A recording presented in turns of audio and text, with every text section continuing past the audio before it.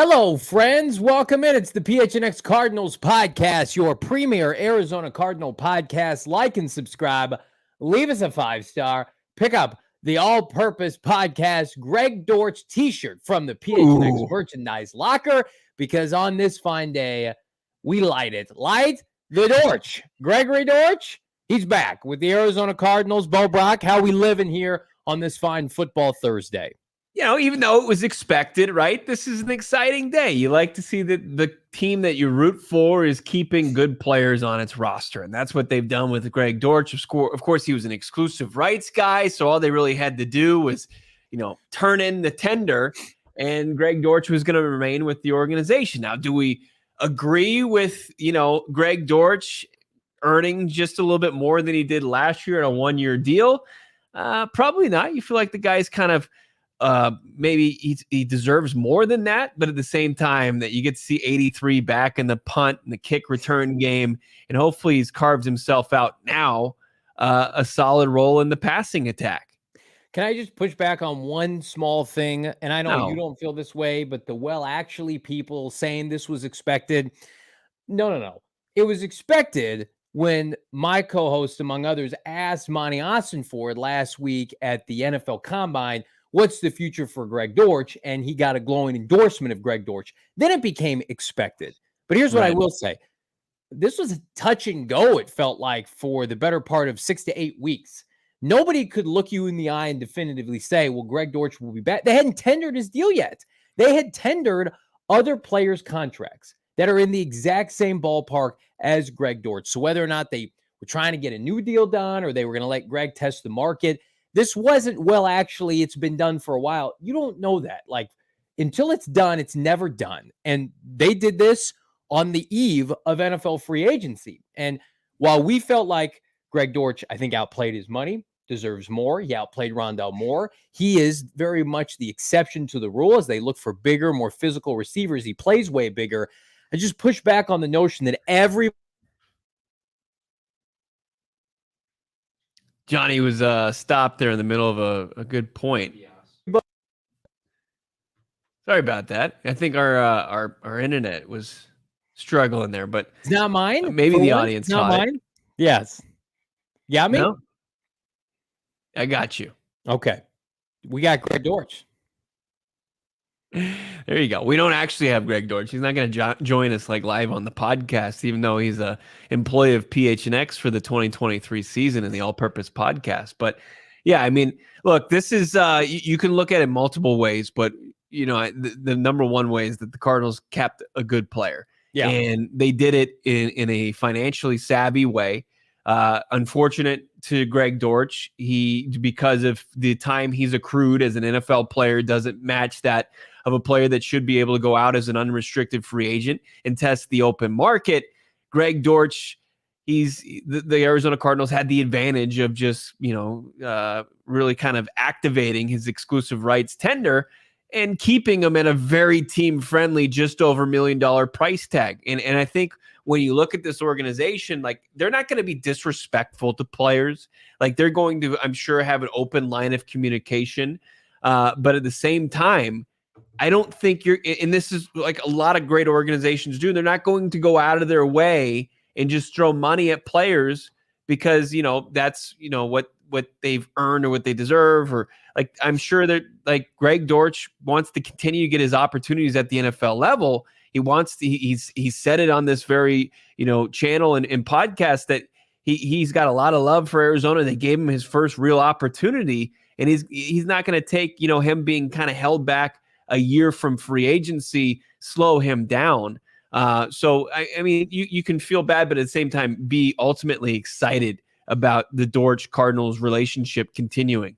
I'm excited about this. Rudy in the chat just became a diehard yesterday. Yes, sir. Let's go. Rudy.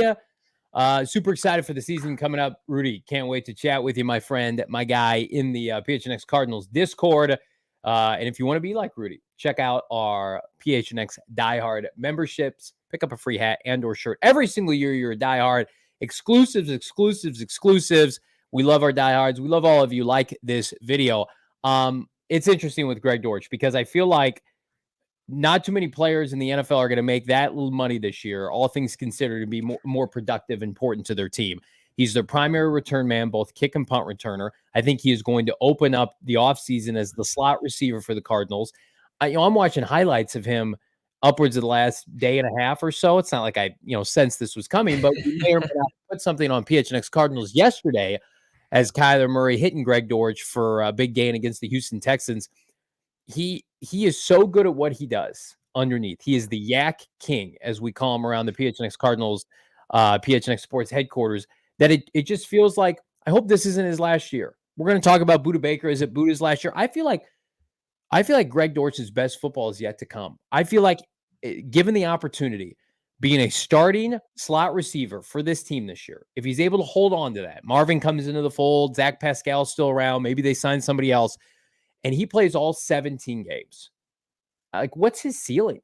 I think that's the question I want to ask you right now. Let's just say Hollywood's gone and Rondale Moore is not a factor, and they say, hey, Greg, you're going to get 65 to 70% of the offensive snaps with the rest of the receiving core. What are his numbers fast forward to next January?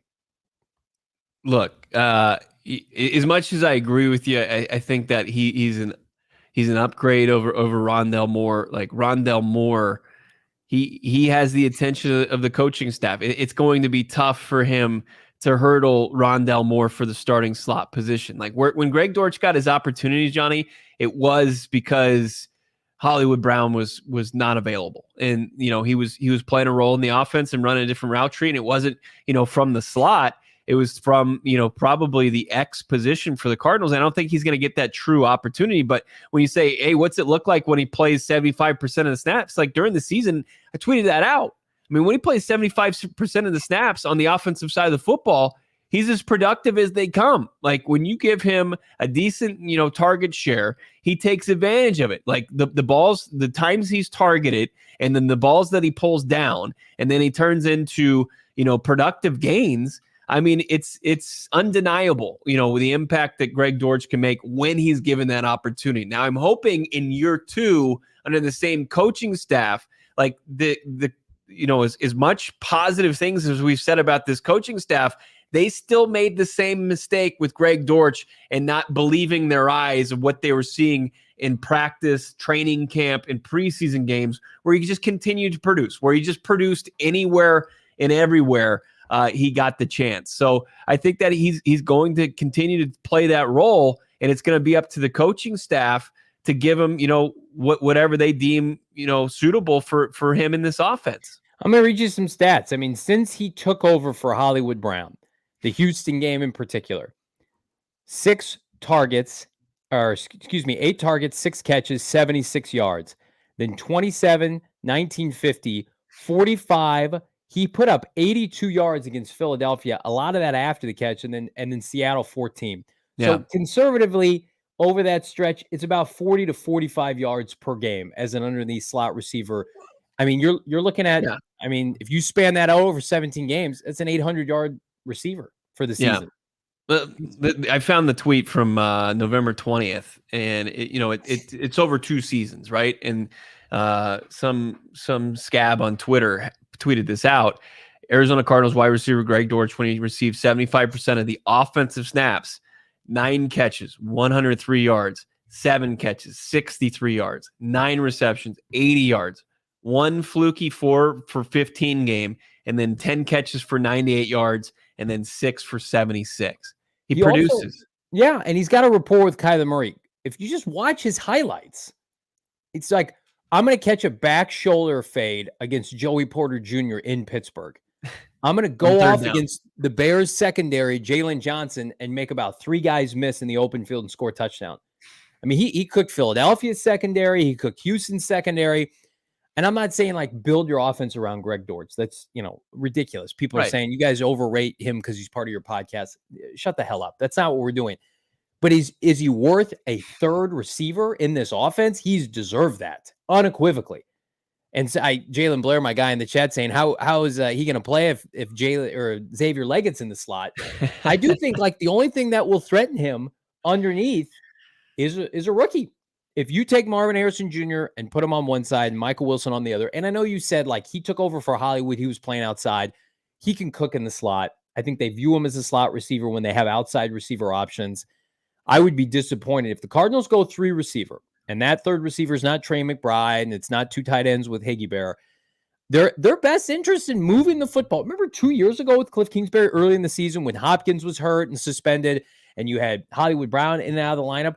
I mean, Greg Dortch put up over 100 yards in Mexico City against the San Francisco 49ers. Right. I make the most of this. Also, set him up for success, please, Cardinals. Like, he's going to make $1 million this year. Feature him. And even if you don't sign him, get a comp pick for him, let him go cash in somewhere else. He's deserved that opportunity. His tape is way too good to be buried on the depth chart yet again.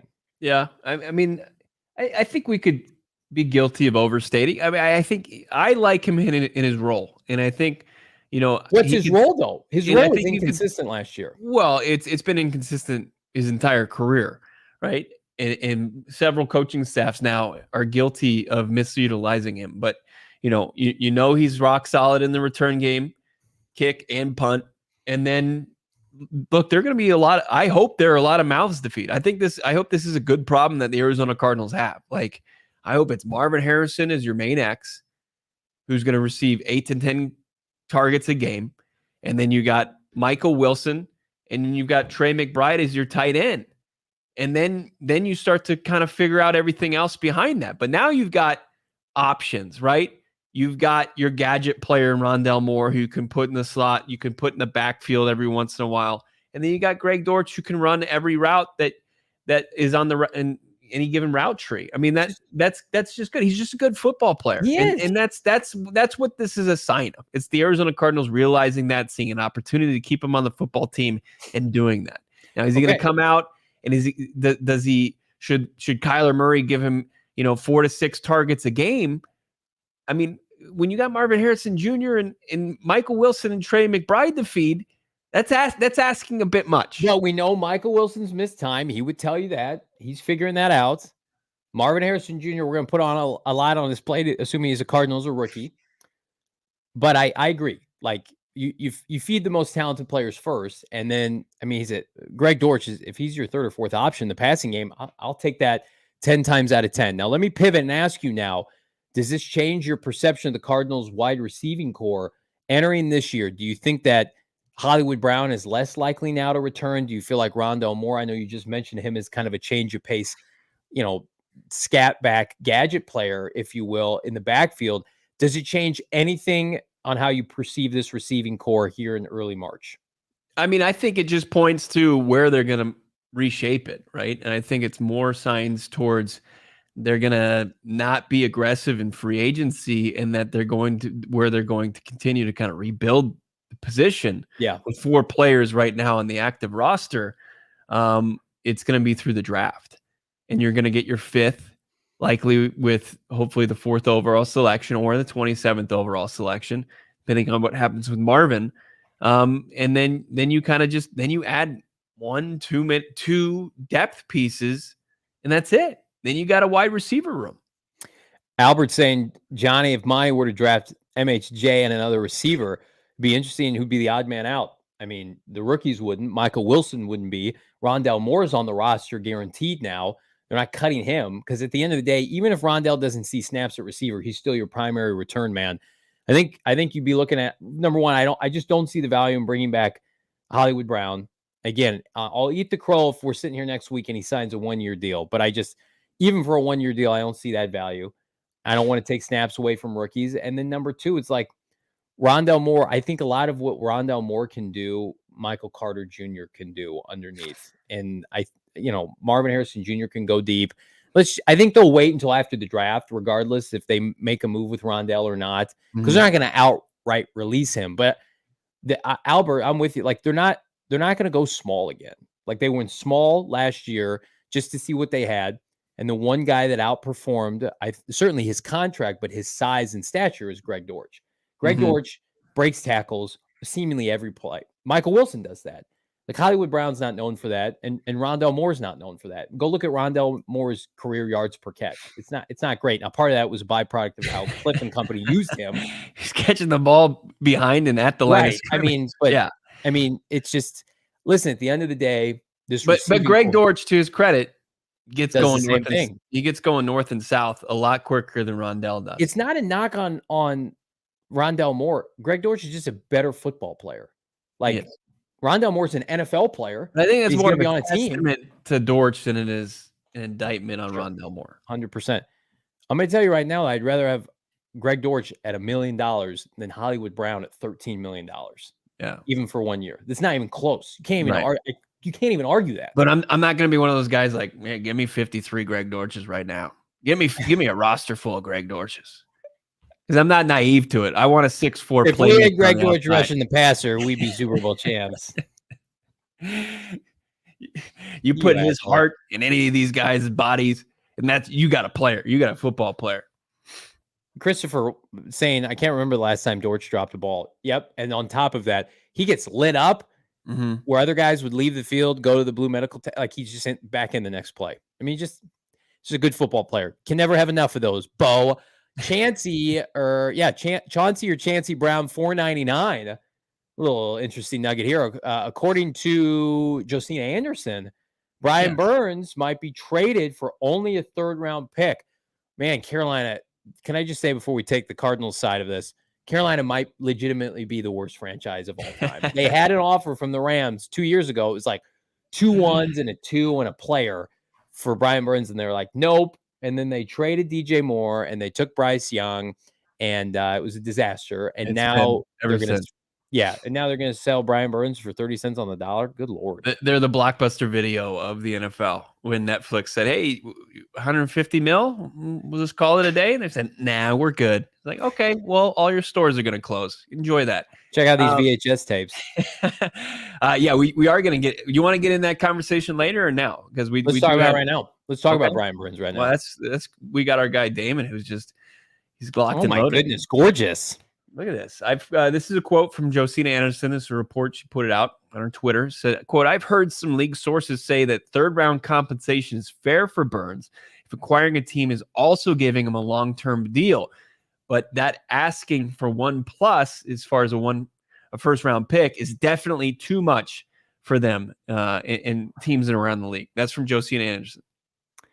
That tells me they'll probably get like a late second, doesn't it? I mean, if there's a bidding war, first you have to be a team that's going to be in a position to give close to what Brian Burns is asking for, and what the reports are, $30 million a year.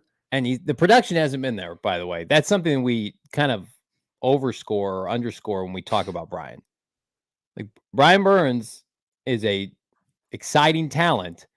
But if you pull up his number, he had 8 sacks this year. Now, he had 12.5 the year before. But I think, Bo, that was his only year he had double-digit sacks. Am I wrong? No, you're right. I'm looking at his stat sheet right now. 7.5, back-to-back 9-sack seasons, 12.5, and then 8 sacks last year, knocking down some balls at the line of scrimmage. Yeah. He's a really good player. Yeah, absolutely. 25 years old. He's. I mean, if you're the Arizona Cardinals, it reminds me a bit of the way that Washington misplayed Trent Williams. This was a player that was not going to return to Washington. He wanted out. He was going in the final year of his deal, and it came draft time where San Francisco was able to get him pennies on the dollar. So they were going to get, if they let Trent Williams play the final year of his contract, the max they were going to get was a compensatory pick, probably a third-round pick. So what San Francisco was they traded him for a third-round pick and then a 5th. So they basically, Washington netted a 5th-round pick. But look, bad organizations, they back themselves into corners like Carolina has. When you say second, there's going to have to be a bidding war to get it up to a second-round pick. Because right now it's probably like if this Josina Anderson, if that's what she's hearing around the league from other execs and GMs, that's probably pretty close. So it's like a third and make a fourth or a fifth. You probably pull that deal off tomorrow. I'm going to tell you something right now that's not being talked about enough. The reluctance for teams to give up draft capital in this draft compared to years prior, and that's driving the price down on guys like Justin Fields, who's about to be traded for a ham sandwich. Everybody before the combine said, oh, late first, early second. Dijon mustard on that at least? Yeah, a little bit of lettuce, a little bit of grilled onions. Yeah, that's going to be cooking for Justin Fields. Pouring out for our friends at CHGO. Everybody was counting their chickens before they hatched. Turns out, what, fourth or a fifth rounder for Justin Fields? Yeah. I mean, that's the reality. You think Atlanta would trade the 8th overall pick for Justin? My God, could we see the Steelers give us pick 21 for him? No, bro. Take your 4th round pick, move on. I think this is very real because this class, while it's not robust at edge rusher, it's still an all-time blue chip draft class because number 1, they're cheap. Number 2, Brian Burns, not cheap. They've missed their win. The Carolina's team is awful, and they need everything. Specifically, you need offensive pieces. This is what I think Miami's doing with Tua. It's just like we got to flush offensive pieces to prop him up. Pouring out for Damon Dog, closet Miami Dolphins fan. Carolina's like, we got to salvage Bryce Young. I don't give a shit about this defense. Doesn't matter who's playing on it. First of all, we play in the NFC South. Whatever. Who cares? We need offensive players. We need linemen. We got to go get these players in the draft. Of course, they're trading Brian Burns. It makes all the sense in the world. Paying Brian Burns on a team like that. I mean, our guy Brayton Golden was at one of their wins this year. They won like 9-6 with 3 field goals. Like it. I wish the Cardinals' 2nd rounder was closer. I wish. Obviously, they've had pick 35, but it would be great if they had like pick 50 because that's the sweet spot that the Cardinals can be like, here you go. Because right now, if you're asking me, would I trade their earliest 3rd round pick for Brian Burns? Where do I sign off? Do that tomorrow. Right. Give him a fat contract because we both know, the 300 people in this chat know, Gannon would absolutely cook with Brian Burns. Do you think he'd cook with Hassan Reddick? And I like Hassan. Right.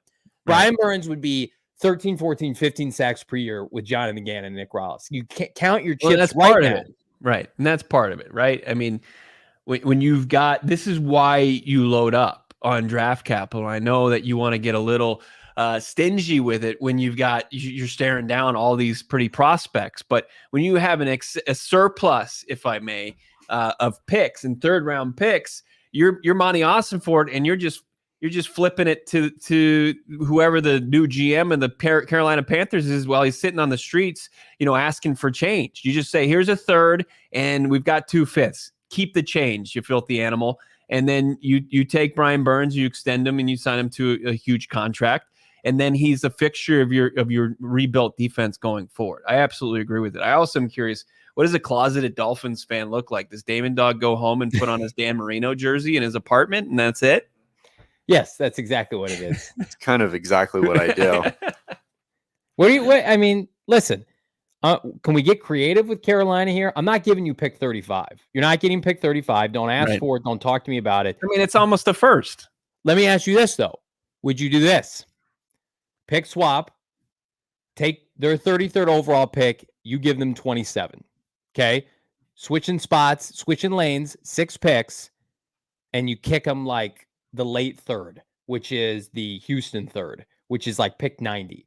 So they're getting in the 1st round. They don't have a 1st round pick. They get somebody with a 5th year option and a loaded receiver tackle class. You switch 6 spots and you give them the late 3rd. Would you do that?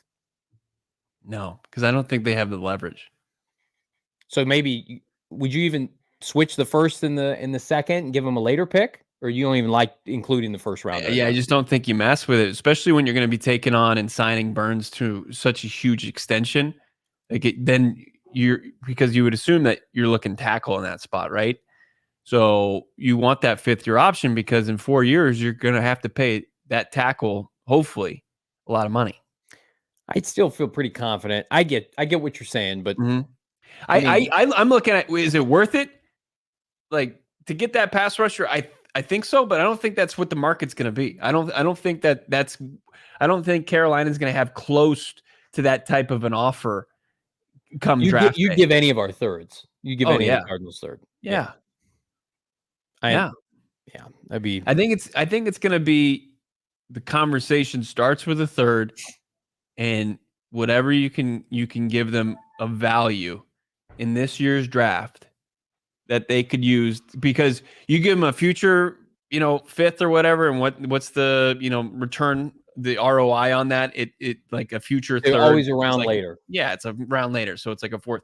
If you give them, let's say you give them a fifth this year and a loaded draft, I think that probably gets it done. If there's a lot of truth to this Josina Anderson report, and Josina Anderson has been locked in, man. Yeah, every time we see her at events, she's talking to GMs, executives, higher ups.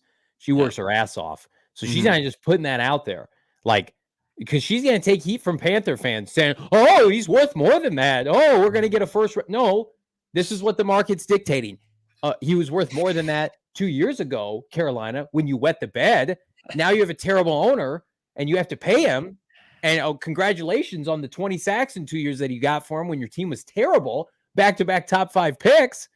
It is 100% unequivocally the talent that's going to be available at the end of the second round, middle of the second round. People are just like, yeah, I could use Brian Burns, but why don't I just go get my next number 1 receiver? Why don't I get a stud tackle, stud interior offensive lineman that I don't have to pay any money to? Like anybody who's trading for Brian Burns has to feel like they're close. Now we feel like the Cardinals with a Brian Burns and a cook and draft class and some good free agent moves, like they're a playoff team. But like how many teams, like the Patriots of the world, right? And the Giants of the world, these teams that are terrible, they're not going to trade for Brian Burns. So you would have to sell a contender on trading for Brian Burns. But guess what a lot of contenders have? Common denominator: no money, no funds. The Niners, the Chiefs, the Bills are cutting players left and right. The Cardinals are very much in that window with about 5 to 7 other teams where it's like franchise quarterback, playoff aspirations, ton of cap space. Yeah. They make a ton of sense for Brian Burns. Yeah. Pedro jumping in with an elite profile pick. 24 million against the cap this year, correct? Shane with me and Shane Diefenbach. It would be 24 million unless they work out the extension and they could take it down potentially this year. But yeah, if he's playing under the 1-year franchise tender, which you would avoid. Like if you can't even start having negotiations with Brian Burns' representation that are trending in the right direction, you probably don't pull off the trade, right? You're not bringing him in on a 1-year rental. It's with the idea that so you extend them, so it's probably a lot lighter in the cap pocketbook than it is 24 million. Perfect example with Trent Williams that you made. Like Trent Williams dictated that trade because he wanted to play in San Francisco. Like Brian Burns, come on down. You want to live in Paradise Valley? You want to live in Scottsdale? Have a good time? Be an Arizona Cardinal on a team trending upward? Hell yeah. So you mentioned his cap hit. Anybody want to take a guess? The top 5 cap hits for the Arizona Cardinals this year, right now. Anybody want to take a guess? Do you think you could do it off the top of your head? Kyler Murray. Number 1. DJ Humphries. Number 2.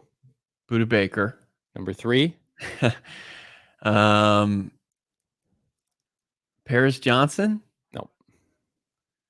Why am I blanking? Man, I don't know. Budda's running mate in the secondary. Oh, Jalen Thompson. Number 4, 5, you haven't named him yet. Okay, so it's not a guy from last year's draft. No. Oh, it's Zaven? Nope. Who is it? James Conner. So let me just give everybody some insight here. So the top 5 players on the Cardinals cap right now: franchise quarterback, a tackle they're going to cut here in the coming weeks, a safety with a big cap number, a better safety with a lower cap number, and a running back. On a running back on the last year of his contract. Why is Budda taking a little ricochet shot there? Well, we're going to talk about Budda Baker in a second, but that shows you 3 of their 5 picks right now are to non-premium players, cap hits, not premium players, premium positions. And the other one is the tackle they're going to cut. You're telling me you can't pay Brian Burns $35 million next year for a 1 big year cap hit? Of course you can. We're talking Budda Baker next. We're talking BetMGM right now. Bet 5, get 150 instantly with our friends at BetMGM. Do you want to bet on if Budda Baker is going to be a Cardinal this year or not? Well, you can't bet on that, but there's a ton of other things you can dabble, you can wager on. Suns are about to go on a winning streak. Coyotes kind of got their mojo back a little bit, but parlay all that together. Bet 5, get 150. You're going to get hooked up with $150 in bonus bets, regardless of the outcome of your wager. Download the BetMGM Sportsbook app now on your iOS, Android, or visit BetMGM.com. Love the full desktop view. And you got to sign up and you got to tell them PHNX Cardinals sent you by using the bonus code PHNX. There's a place in the description you can check out. Check out the show notes for full details. And now listen to my guy, Damon Dog, talk about it in the disclaimer. Problem, call 1-800-GAMBLER. Available in the U.S. Call 877-8-HOPE-NY or text HOPE-NY 467-369 New York. Call 1-800-327-5050 Massachusetts. 21 plus to wager. Please gamble responsibly. Call 1-800-NEXT-STEP Arizona. 1-800-BETS-OFF Iowa. 1-800-270-7117 for confidential help Michigan. 1-800-981-0023 Puerto Rico in partnership with Kansas Crossing Casino and Hotel. Visit BetMGM.com for terms. This promotional offer is not available in New York, Nevada, Ontario, or Puerto Rico. Johnny and I just draped head to toe with PHNX locker gear. Johnny's got the hat. He's got the hoodie. I've got the traditional, just standard PHNX flag tee. It is clean. It is. You don't have any mess on the back. It's just a black t-shirt with this very cool state flag logo, black and white.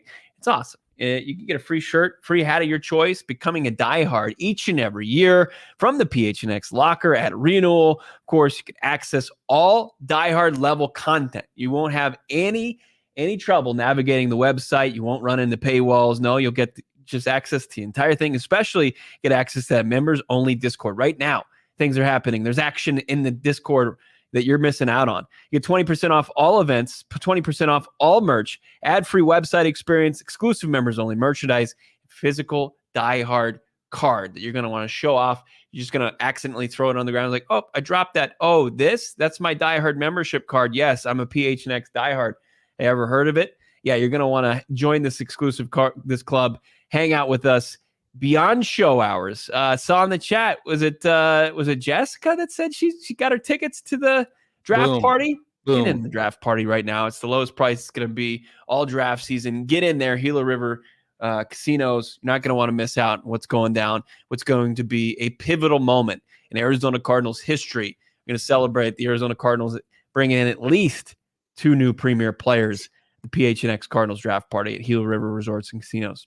Got to be 21 years and up to attend, but I promise you it will be worth it. And for those who are under 21, you can still watch our coverage for the entirety of the 3-day event. Plus, we're going to have under 21 events for everybody throughout the course of the offseason, so keep it tapped in for that. Were you talked to? Did somebody give you a talking to after yesterday? What did I say? You were pretty much advocating for somebody sneaking in. Have a fake ID. I don't care. If it looks real, just roll the dice. I'm not going to say I'll refund your ticket, though. So, but we're going to talk Budda Baker here. There's going to be, first of all, I saw somebody worried about Budda Baker slander. There will be no Budda Baker slander on this show. It's all from an economical standpoint because right now there is a little bit of a gut job happening right now. The devaluation of the safety position happening in the NFL. Is that going to impact Budda? But in the meantime, let's talk about some of these. Well, let's look at that. Let's see. Adam Schefter, after the news this morning. Oh, you got it? Simmons, okay. This was Schefter, and this is just a part of it. I mean, there's more. Xavier McKinley is also available. To this, by the way. What's that? Derwin James could be added to this, by the way. Derwin James, right? Was it Keanu Neal also released today? Safeties recently added to the free agent market. Justin Simmons, I think, leads the NFL the last couple seasons in picks. Jordan Poyer, Jamal Adams. I mean, that's easy. That's a layup for the Seahawks. Kevin Byard, Quandre Diggs, Rayshawn Jenkins, and Eddie Jackson, who was making a big amount of money after he used to be kind of a ball hawk, but his production, as Damon pointed out, off air, it's dipped. Actually, your uncle was the one that gave you the insight on that. Yeah, he said he was really happy that Eddie Jackson was no longer a Chicago Bear. So that's just a taste of some of the safeties that are going to be free agents come next week. Or actually, they're available now. If a team wanted them. And it is very eerily similar to the running backs. I don't know if they're going to have a Zoom call like the running backs did at this time last year. Zoom call? But Saquon Barkley's like, we got to hold out. And then Saquon Barkley's like, actually, I'm going to take a 1-year deal. See everybody. Good luck in June and July. I like that they didn't invite James Conner to the Zoom call because they probably looked at he's making, top 10 money at the time. There was like, oh, JC, you can sit this one out.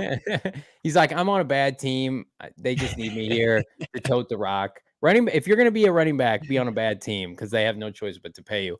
No, I mean, it's concerning because we know a couple different things. The Cardinals have the most money committed to 2 starting safeties in the NFL easily at $31 million. Budda makes $19 million this year. Jalen Thompson makes $12 million. And we know the Cardinals do not view with this new regime, the anti-com regime, as safety as a premium position. That doesn't mean they want you and I out there playing safety. But it feels like something we've talked about. We did a show in early January, and we told everybody they're going to look at Budda Baker's contract. And they could look at it and say, you know what, we can do this year. Good to go. Or they can say, Budda, would you mind taking a little pay cut? Or they could cut him or release him.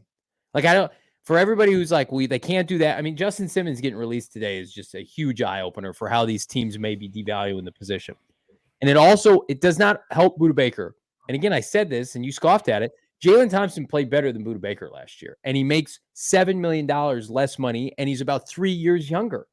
So it's like, do you think that's it wasn't me scoffing? It wasn't me scoffing. It's like you scoffed. You were scoffing. No, it was more. It was just a bit of unnecessary shade that I thought was thrown Budda Baker's way, and you in a way redeem yourself by saying this is not going to be Budda Baker's slander podcast. This is a pro Budda. And I get that. And when you think about the business part of this, and you look at those safeties that have been sent packing by the respective organizations, for the most part, I mean, there's a couple qualifiers here. There's criteria. One, it's a team that's in the bottom half of cap space in the league, and 2, it's guys that have hit the age 30. And I think that those are things as the NFL and teams catch up to premium positions and investing in those. When you start to look at where you can trim the fat, they look to the safety, like, who do we have playing safety? What's his age? How much money is he making? And if he's making a certain number, he's at a certain age, it's just slice, baby. That's what they do. That's just the ugly reality of the NFL. And I think one of the saving things for Budda is he's ingratiated himself in the new system, under the new coaching staff. Jonathan Gannon said himself, the off the field stuff, that's Monty's department. But if it was up to me, I want to see 3 on the field, referencing Budda Baker. And Budda Baker's not 30. He's going to be 28 next season. And he's in the Arizona Cardinals before last season, after he had his trade request. They picked up his option that they didn't have to make a decision on really until next year. They picked it up before this season. So they locked him in. So it'd be strange just to kind of follow the trends. Like, the only thing that I think would put Budda Baker in danger, Johnny, is if they somehow hit on a guy like Christian Wilkins and they weren't done in free agency and they needed to free up some cap space. Yeah. And you would hope that they have that in mind. I want to address something. We're going to get to the super chats, guys. We got a number of them. I promise we'll get to them. Don't worry. They will be seen. Absolutely. We appreciate you guys sending those in. We appreciate 320 watching us live. Like this video. It helps share it around the YouTube algorithm. More people see the podcast, more accessibility, hopefully bigger and better guests for you all too. That's what helps grow the show. Drop a like. I did not approve that graphic, but yet there it is. I thought we were going to get a Sydney Sweeney drop a like, but then that was vetoed, unfortunately, Bo. Yeah, it's this one fits better. This, if you don't know, Jonathan Gannon was in this photo, and Johnny's just throwing up thumbs up. So we decided to turn it into a drop and leave a like. Gorgeous work. It is.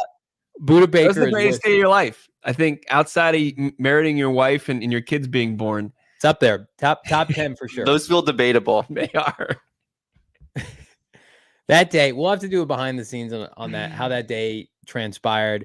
That day started at 6 a.m., by the way, at a 20-degree walk from our hotel or our Airbnb to an undisclosed location. There were under the table deals that had to be done that day, but it was fantastic. You guys are crushing it in the chat, by the way. Let's talk. I want to be serious about Budda Baker for a second. He's an all-time Cardinal. He should be in the Ring of Honor. I think he's going to get Hall of Fame votes. I also think if he plays for the Cardinals this year, this would be his last year with the team. I think, again, do the last dance kind of thing. Try to make the playoffs with Budda. If you let him play out his current deal and you let him hit the open market next year, there's no bad blood. You're not cutting him. There's no gross, nasty headlines with, I think he'll be like Pat P, at least in the short term. He'll probably be disgruntled, but then I think he'll have much more grace than Patrick Peterson long term. But again, this franchise, Jalen Thompson's not going anywhere. Not going anywhere. He's one of Gannon's favorite players. And that's not, Gannon loves Budda Baker too, but think about the game Jalen Thompson had. And we talked to Gannon about this at the Combine. Jalen Thompson smoking CJ Stroud in that Houston game, basically making CJ Stroud uncomfortable that entire second half, then picking him off in the end zone. Jalen Thompson, with, let's just be real, a bunch of C to D players that game surrounding him defensively, shut out Houston in the second half. The hottest fucking offense in the NFL for much of the season, the Houston Texans. That was with Tank Dell and Nico Collins. They love Jalen Thompson. It was a Jalen Thompson takeover moment. It was. Yeah, it was. They could not think higher of him because there wasn't anything that was signs of that defense just like getting it together. They should have won that game. The offense let them down. Right. And the pick and then him coming off the safety blitz and hitting the shit out of him, and CJ Stroud probably taking the hardest hit at that time to date in the NFL. It rattled him. It rattled his cage, and he threw 3 picks. He hadn't thrown 3 picks, I think, at any level before that. No. And yeah. And Jalen Thompson certainly he did, like Jalen Thompson when JG was, when I asked him about JT later in the season, I think it was like week 16 or 17. Like he says he's everything you want from a modern day NFL player. He's a guy that puts in the work. He plays with violence, like they like to say. He's adaptable. He played in the slot when they needed it. It was necessary early on before going back to his normal safety position. He was able to go play in different spots for them. And then he took the ball away. Like, he was one of the few guys on that defensive secondary that was taking the ball away, not only hitting guys and being solid in coverage, he was getting interceptions. So I got the pushback in the chat. Listen, I'm not at all advocating get rid of Budda Baker. I think Budda is worth way more to the Cardinals than releasing him or trading him for a 5th or 6th rounder, even though I don't think anybody's trading for safeties right now. But like Owen and then Easy No Steroids basically asking the same question, pushing back, like, is there any way for Budda Baker to get a new deal from the Cardinals, Bo, to be able to have another extension into 2025 and beyond, assuming he does play this year? I don't see a scenario in which that happens, because if he balls out again making like 7 Pro Bowls in a row, I think they'll take the comp pick. I think they'll say, we have Jalen under contract. We'll go draft somebody cheaper. You're going to allocate more funds to the line of scrimmage. I think you're able to splurge on 2 safeties this year. Number 1, because they're really freaking good. Number 2, you're not paying anybody else. But that's not going to be the reality after this free agency and another draft class. By the way, you got to pay Trey McBride. I feel like this is it for Budda. But you push back. Is there a way Budda's on the team in 2025? It's tough. I'll just kind of set it up like this one. And it looks like, Harrison Smith could be cap casualty as well in Minnesota. And as you mentioned, Derwin James. And you look at these numbers, like Minkah Fitzpatrick by default could be the highest paid safety in the league. Total contract $73 million. He's making over $18 million per season. And they're not paying a quarterback. There's going to be, what's happening right now at the safety position, Johnny, is there's a market correction going on at that position, right? Mm-hmm. There's a lot of guys recently who made a ton of money, including Budda, with Minkah and Derwin and Jesse Bates last offseason. And the Arizona Cardinals, at the very least, are going to wait to see that market correct itself. But then you have to take in consideration, by the end of his deal, Budda Baker, he's going to be 29 years old. So when you go to negotiate that contract and you look at, the shelf life of an NFL safety, that his age is going to play into it. So if he's commanding close to what he's making now, I don't think that works for the Arizona Cardinals. And what often happens in those situations, you just part ways mutually. Like, you've made your money here. We think you're this price, and he's going to go try to make more on the open market. I don't even know if they'll entertain, like, I think there's a chance they could draft a safety this year in the middle to late rounds. I think Gannon made Reed Blankenship into a good player in Philadelphia. They could get it. Yeah, I mean, you're not the days of heavily investing in non-premium players in the tradition, right? Positions, right? Which is quarterback, tackle, edge, corner, D-line. Look, yeah, and sure you can work that in, but what's considered a premium position? They like high draft capital, right? First round picks, high first round picks, like the Steve Keim method. Those days are done. They're just done because they understand in a cap league where you have to cut costs, you have to rely on your coaching staff to draft and develop guys beyond day one and day two at those positions. And then pay the guys that you're investing heavily in draft capital, high draft capital in cap dollars. I want to make two things clear. Then we'll get to the super chats. Number one, Budda's contract, whether it's here or not, is not going to prohibit them from spending money. They're going to be able to spend money regardless if Budda's on the team because they have a ton. Number two, I want Budda Baker on this team this year because I want to make the playoffs. I want this team to win games, and he is better than the alternative. I think you can have your cake and eat it too this year. Yeah, it's absurd to think like, oh well, there's a bunch of safeties out there. Maybe we can get one of these good players at a cheaper price and release Budda. Like that's not how this organization is going to work. Like Budda can play at a very high level. He's going into his second season in this defense, and that's going to benefit you more than either releasing him or flipping him for a day 3 pick at this point.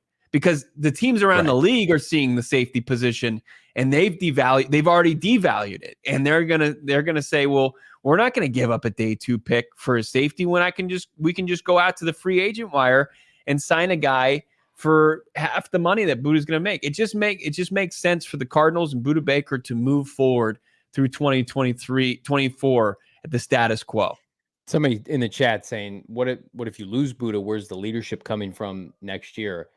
Jonathan Gannon, Kyler Murray, and Paris Johnson Jr. Yeah.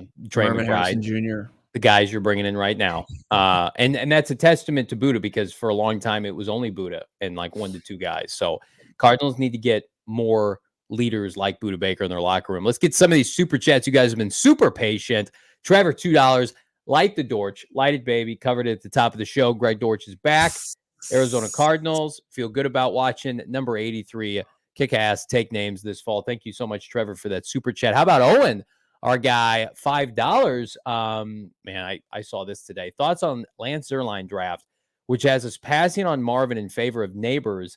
Shout out from the UK. You guys are killing it. Thank you so much. We love our friends, our diehards overseas. You guys make time for us, even though the crazy time difference. We appreciate you. We appreciate you, Owen, and everybody else here in the United States and otherwise. Lance Zierlein makes the worst kind of mock drafts because they're the kind of mock drafts where he has his own ridiculous rankings and then he drafts based on them. The best mock drafts are telling you this is what I think is going to happen, and these are how the league views these players. Nobody in their right mind is putting Marvin Harrison Jr. behind Malik Neighbors. I'm sorry, that's just not a real thing. I refuse to believe that. He's 4 inches smaller than Marvin Harrison Jr. Can we stop that?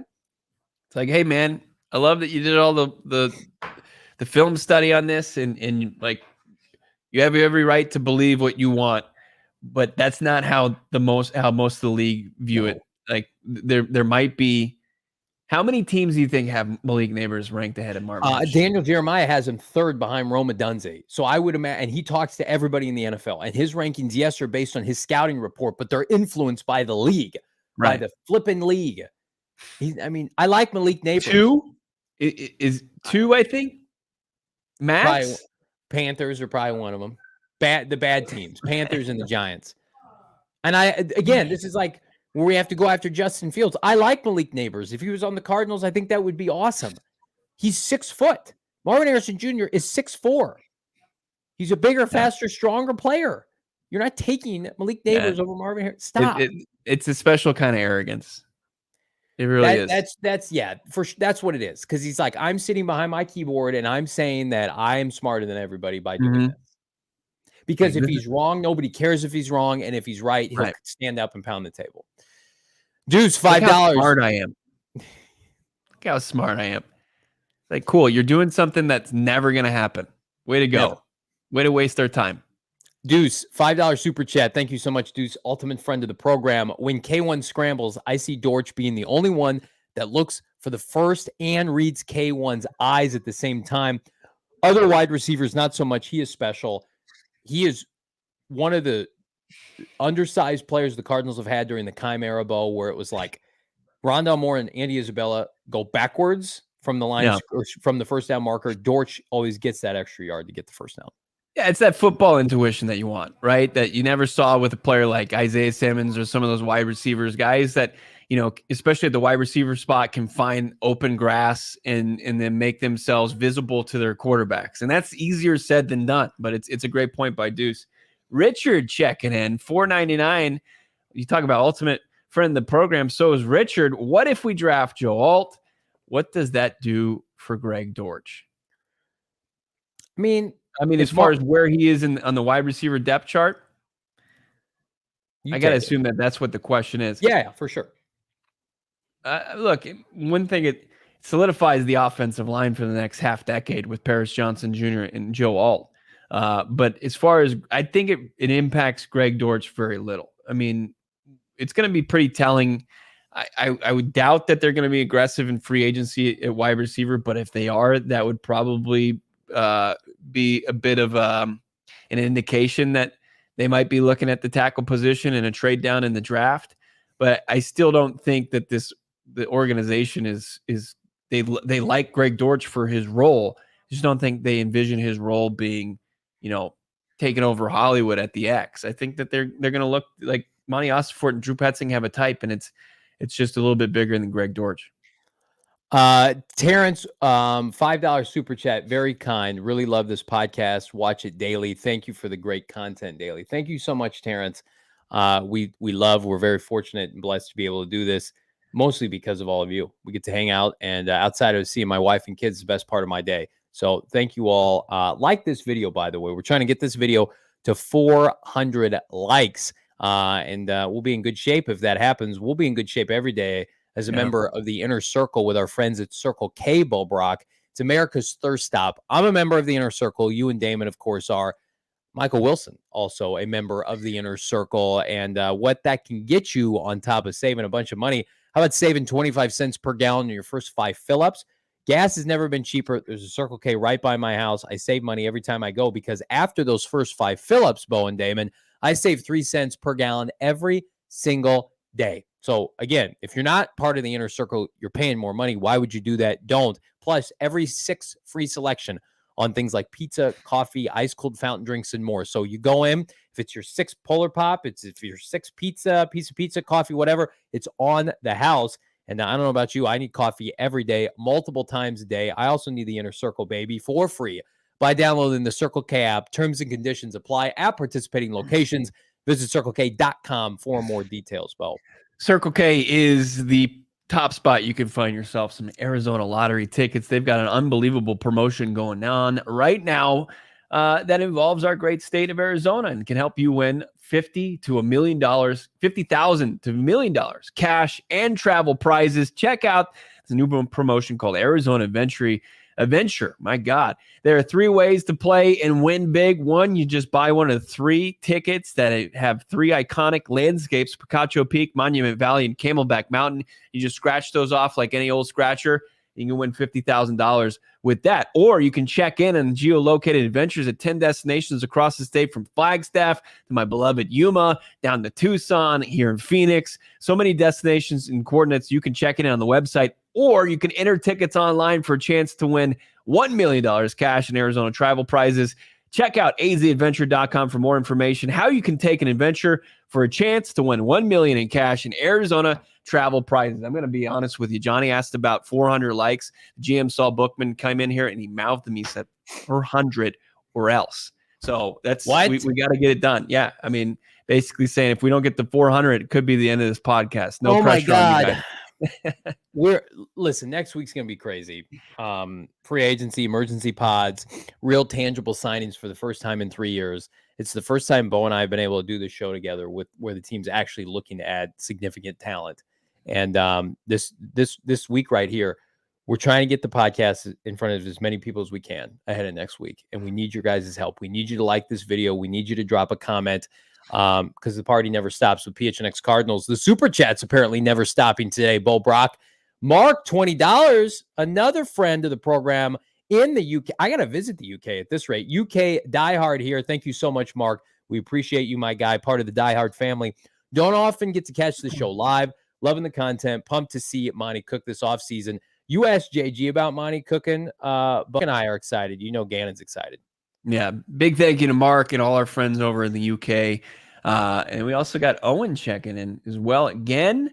Do we expect any coaching changes incoming? No, I don't think so. I think that they like the continuity aspect of it, that, you know, the staff that JG built, created, and had year one is the one that he wants to see how they kind of rebuild, recreate the process, build on what worked, get rid of what didn't work.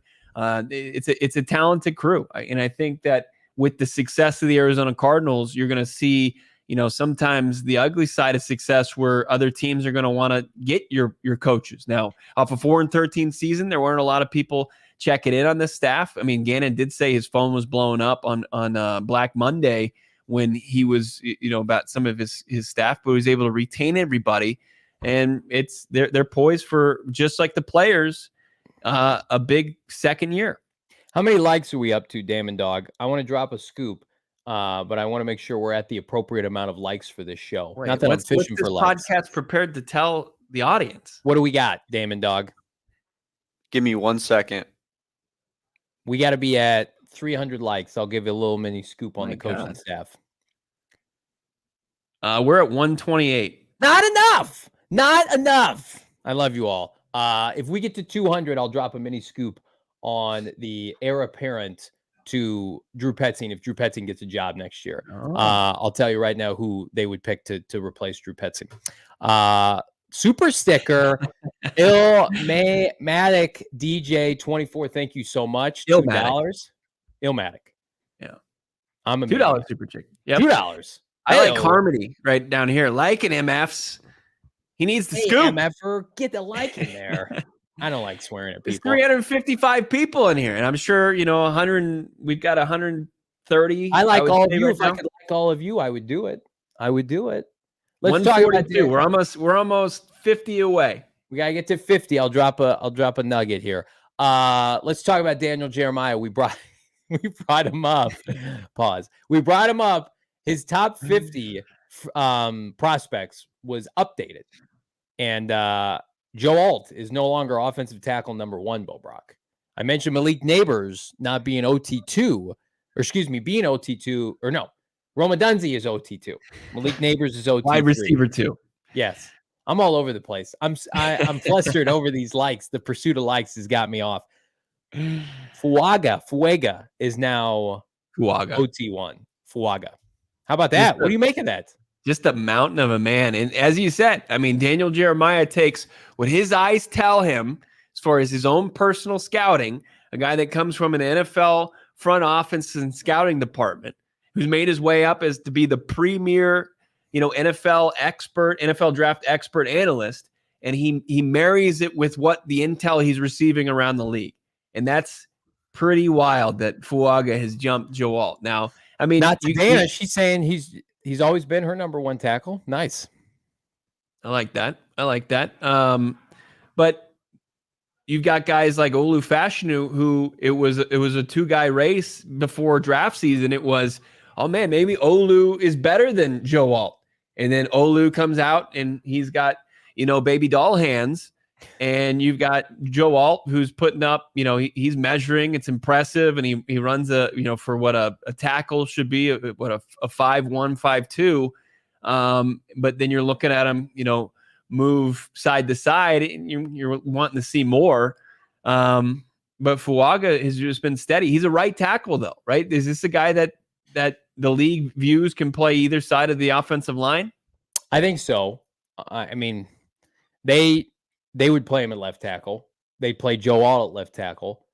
It's interesting, though. Like, I put this out there in my article, gophnx.com, become a diehard. It's for free anyway. You can go read it.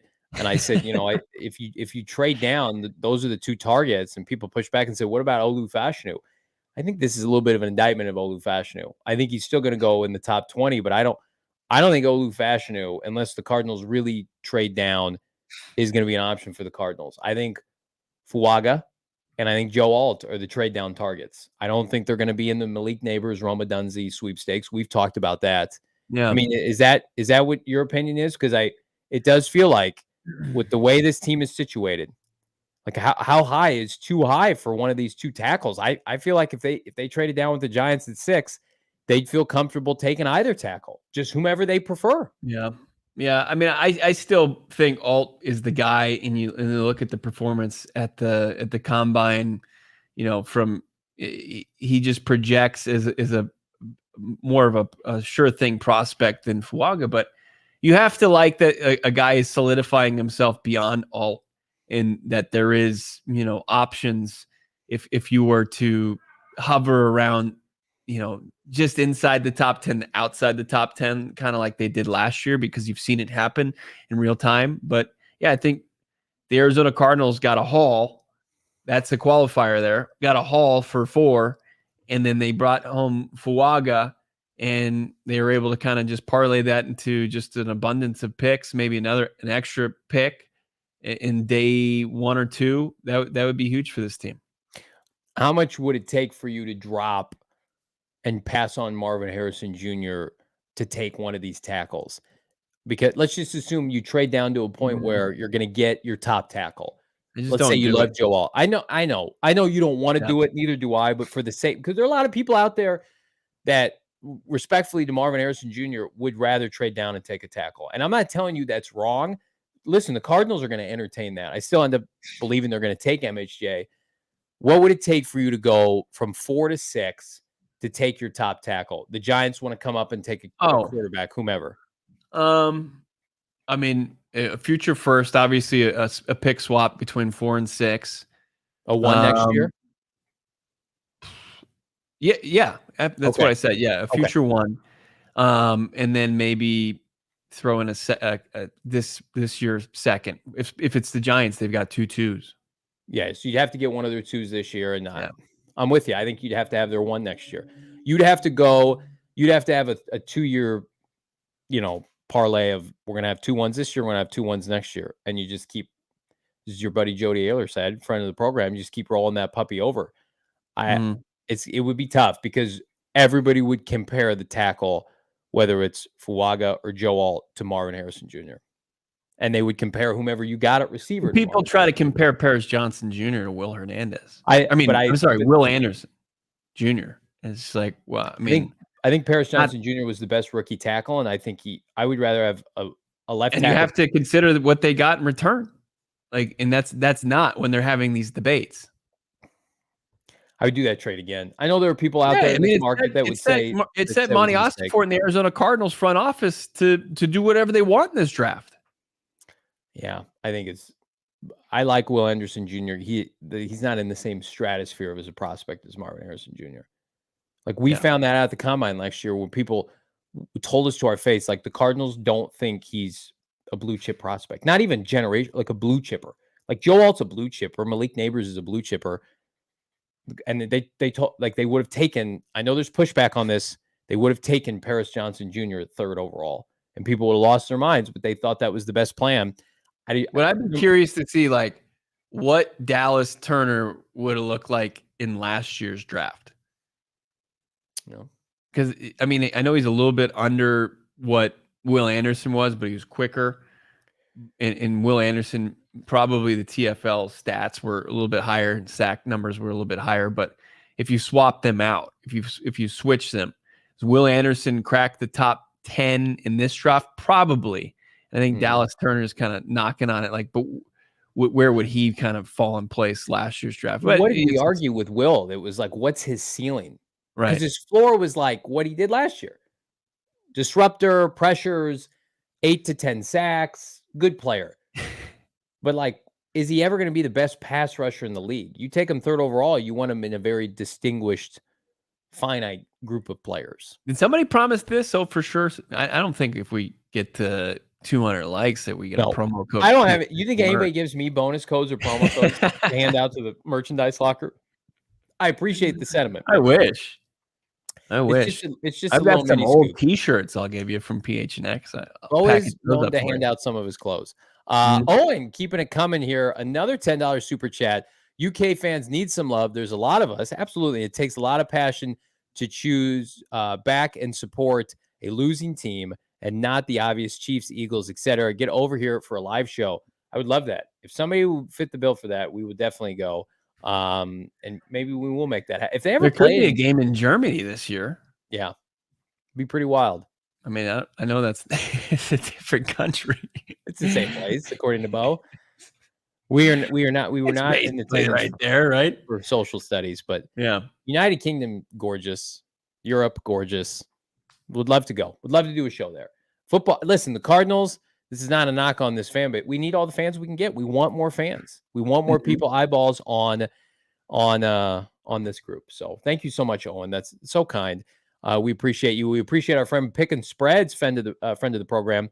Can't believe Fuaga OT1 or 2. I trust my eyes, have him OT5. I have serious pass protection questions, and he doesn't have the ceiling of Alt, Alu, Mims, and JC Latham. I think you're not wrong in the sense that there are a lot of people who have these tackles all over the place. Where I don't think you can argue is the receivers at the top. I think Marvin is the clear number one. But like I watched Joe Alt fumble over his feet during those position drills, and I'm just like, I don't know about that. He looks great, running in a straight line, but he didn't look great out in space. Like you can nitpick any of these tackles, and maybe a tackle fits better for your scheme, a zone blocking scheme versus a traditional offense versus a spread offense. Like it's kind of like a buffet. You just pick what you want. Yeah. Well, I mean, the good thing is I hope the Arizona Cardinals aren't in a position to get the top 1 or 2 tackles.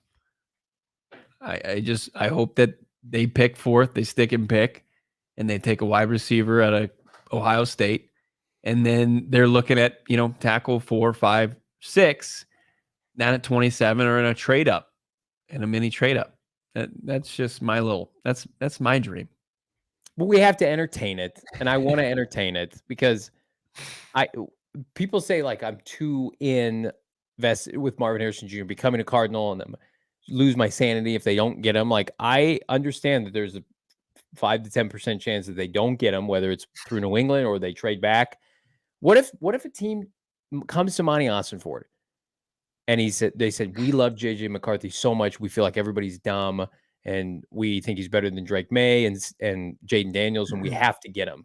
We have to come up Cardinals, and they just get paid a ransom.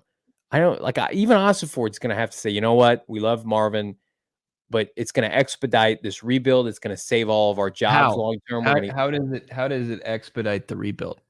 You get future capital for a draft that nobody's high on in 2025. And I know it will evolve and it'll kind of play itself out more so in the college season.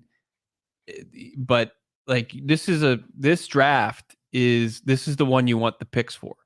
And you're going to get the blue chips of this draft, and you're going to get a guy that you're pretty damn sure that Marvin's going to make an immediate impact. And would you take both 2s from the Giants and a future 1 to trade back from 4 to 6, even if Marv was there? Like, yeah, I mean, if it's 2 picks, Johnny, sure.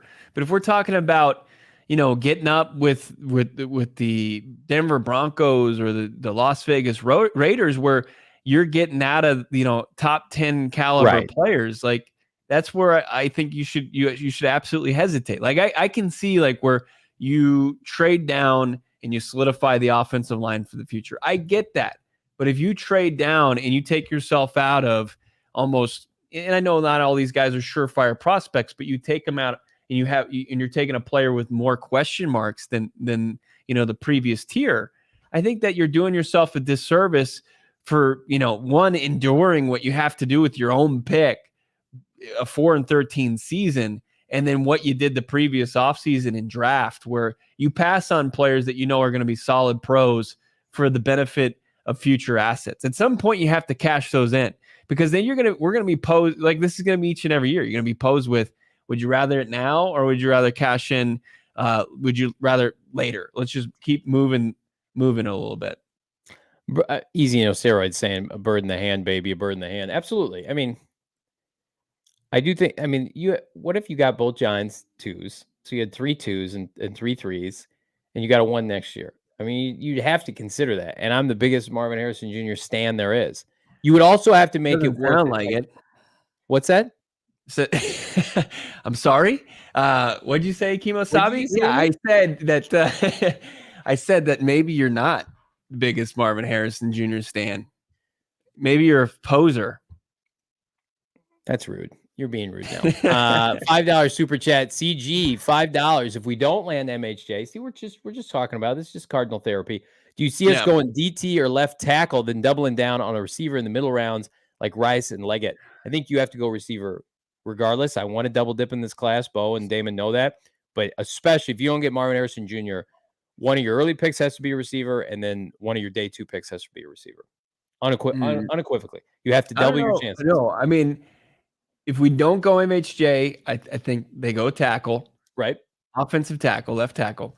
Yep. And then I don't think it's a slam dunk that, later in the first round, that 27th they don't take, unless it's like a Brian Thomas Jr. who would have to slide to 27. But I think you take probably start to work on the defense. And then you look at Rice, Leggett, maybe 35, but you could wait till third. My point, either 27 or 35 has to be a receiver. And then whatever extra pick, like if that Giant scenario comes up and you got 3 2s, use one on a receiver, probably the earliest one. And then you come back in the third round and either your pick, the Titans pick, or the Texans pick needs to be another receiver. Yeah. But I think they should take a receiver in the third round anyway. I think they should go Marvin and underneath. Seems to be the money spot, right? And Monty's shown the ability to scout the receiver position at that stage in the draft. He was able to get Michael Wilson. You have to like that pick. We did see a couple of the top guard free agents go off the board today. Ezra Cleveland staying in Jacksonville on a deal. And then what Pro Football Focus, our guy Brad Spielberger, has the top guard in this class. And Doxson, he's staying in with the Rams. Yeah, let's talk about some guards and how that could impact the Cardinal strategy. But first, let's talk about our friends at Some Burrows and how it could impact my dinner strategy. Because right now, Some Burrows is offering PHNX Cardinals listeners, 20% off their orders for the entire month of March. Hello. We're eating good in free agency. We're eating good with our friends at Some Burrows. There's one right down the street. My family, we frequent it often because it's family owned and operated. It was voted Arizona's most loved Mexican restaurants. Fantastic. Food's on point. Atmosphere's on point, whether it's takeout, to go, or you're dining in. They're going to load you up on some of the most authentic, best tasting Mexican food that you have ever had, dating back to 1986, a staple here in the Valley, in Flagstaff, wherever you want to be, do it and be with our friends at Some Burrows. And they got new locations. They got one in Goodyear, Peoria, North Phoenix, or you want to just dabble and say, I want to check the menu out, dip your toe in. Okay, visit someburrows.com to check out their menu and to find the closest one, Bo, nearest to you. But regardless, 20% off your order up to $100 when using that bonus code PHNX. Now, they don't have a third-party delivery, so just go and scoop it, do the drive-through, order online, whatever you want to do it with Some Burrows, someburrows.com. I have to admit something. I have to be fully transparent that I cheated on Some Burrows today, and I feel awful about it. Wow. I paid the consequences. Why did you do that? Well, I had to get my tires changed on my truck, and it was raining outside, and where they were doing the work on my truck, it was just right next to a Mexican restaurant, and I just popped in there, the tire store gave me 20% off of that restaurant, and it wasn't worth it. It wasn't worth it at all. Paid the price dearly several hours later. I surely did. Sometimes with Mexican food, like you could pay the price even more so than I did by just eating inferior food. But love Some Burrows. It's a weekly staple in the Brack family. My wife is a connoisseur Mexican food, and she has sought out the best in Phoenix, and she has deemed Some Burrows up there, and it's a weekly stop for me, my son, and my wife. We love Some Burrows. Also, I thought I took some emojis as I looked out into the bullpen here at PHNX Sports. It looks like a tattoo parlor because there is going to actually be a tattoo being given and withdrawn on our sales guy Max Simpson on the on the Phoenix Rising podcast, PHNX Rising podcast. So look for that later here on our YouTube stream. But OGs, by the way, probably take the edge off of getting the tattoo. It takes the edge off of mostly anything. Or if you're looking for a different experience from your cannabis gummy, well, you can find it with our friends over at OGs. Check out their full product line at ogsbrands.com. Follow them on your socials as well. They've got fantastic line of gummies, the fruits, the creams. You can find out which one you like best. Just go to ogsbrands.com. Check them out in your local dispensary. Got to be 21 years or older. Follow them on your socials as well at OGs Brands.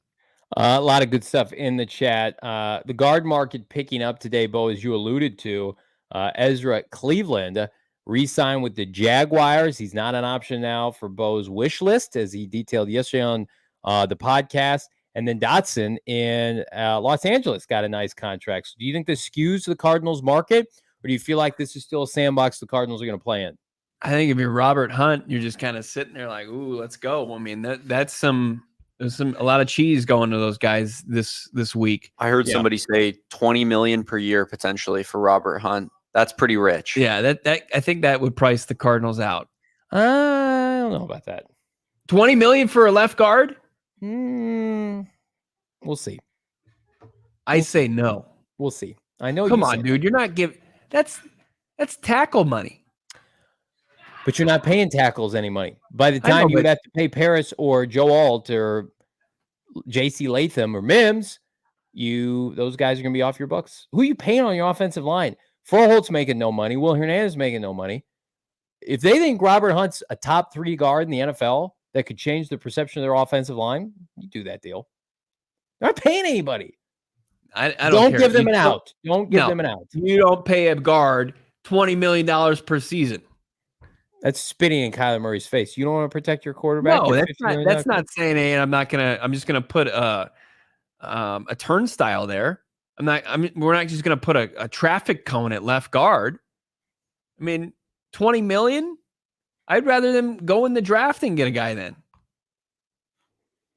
As good as Cooper Robert Hunt, baby. Yeah, Cooper Beebe couldn't hold Robert Hunt's jockstrap next year. Right. Come on, cut that out. Robert Hunt, I'm a fan of his. I would pay him $20 million. I have no problem doing that. Not my money. I every day I think my lucky stars that Monty's making decisions and you aren't for this organization. You're ready to sign Dirt McGirt at left guard. I love this team more than anything. I want this team to succeed. It's so funny. We get to free agency every year and people are just like, ooh, too rich. And the other teams are paying it. It's just like, you act like there's no nuanced conversation or debate. It's like I say no 20 million to a guard and you're like, oh, so you just want to put a folding chair there. Okay. You got to pay a premium for a premium, my friend. Somebody who's going to protect Kyler Murray. Not a premium position. I get that. You'll probably send JG on me again in some loaded question. You'll say, hey, Bo doesn't believe that you should have a left guard on the roster. And that's far from the truth. Bo basically wants to start a recycling bin at left guard. That's what we did last year. Everybody enjoy that experience. Elijah Wilkins and company just getting their shit rocked every Sunday, or you want a Pro Bowler left guard. You gotta pay for the best. If that's the market, you're insane. You're insane. You need to be stopped. Okay. Would you rather pay $13 million for Jonah Jackson to miss 4 games and to play about 80%? Or would you rather pay if you're paying him $20 million, you feel like he's like the best guard in the NFL? Let's do that. Hey, you know who didn't have a problem paying offensive linemen? The Dallas Cowboys, when they had the best offensive line in the NFL. Let's invest in what matters. Gannon told us, you put your hand in the dirt, you're a premium player, premium position. You're a GM, and your solution for left guard is paying somebody $20 million, and you couldn't scout somebody or find maybe somebody for half that.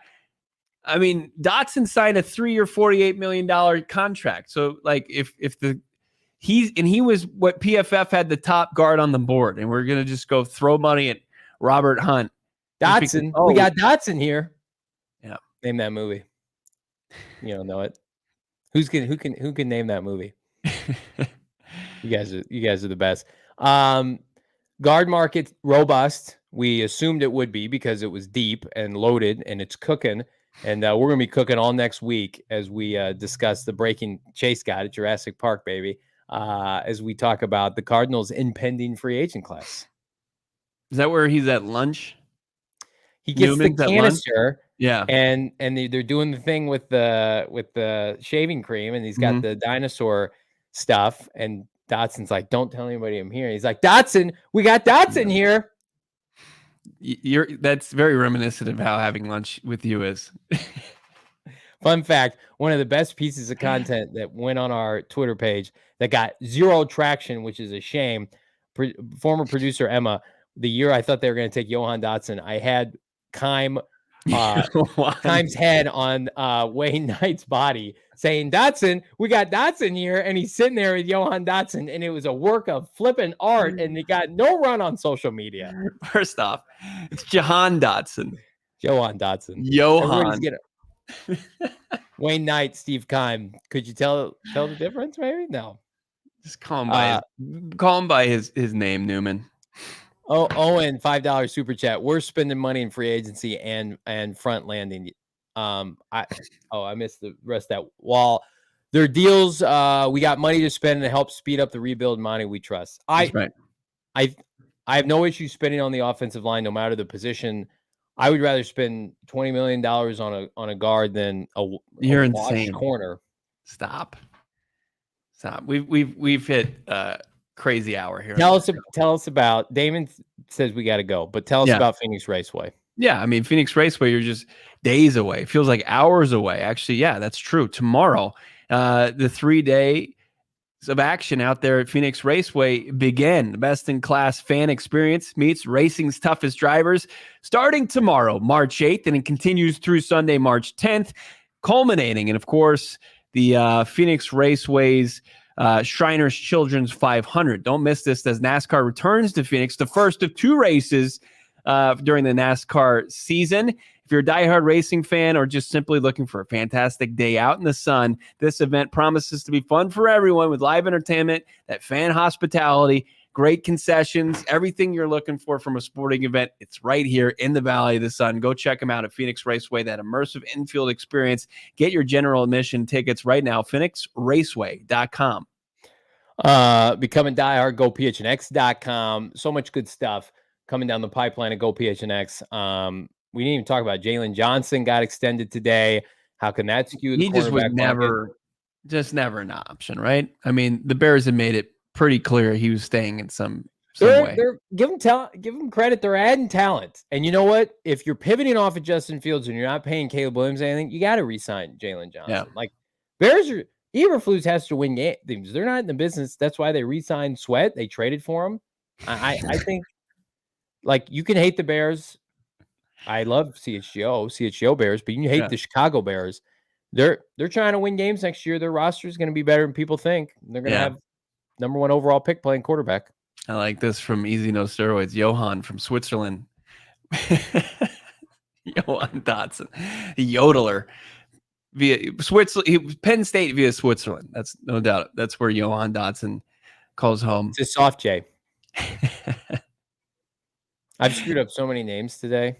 Yanni Venerable. And follow him on Twitter at Yanni Venerable. It is a soft J, but find him drop a like. And we can try tomorrow. Get 400 likes tomorrow. Get that scoop.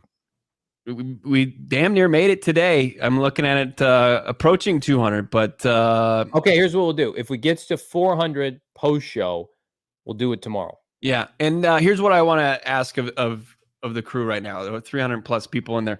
We know we've got a bunch of people listening in the UK. I want to know where everybody in the Valley is listening and watching the show. Leave in the comments where you're watching from the Valley. Glendale, your Mesa, Chandler, Peoria. Let's hear from you. Drop it in the comments. In the meantime, have a great rest of your Thursday. We got tattoos going on and PHNX Rising. We got PHNX D-backs coming up. Do not miss. And, of course, subscribe wherever you find podcasts. Leave that 5-star rating. For Damon, Johnny, I'm Bo Brock. Talk to you soon. We all silly like the mayor.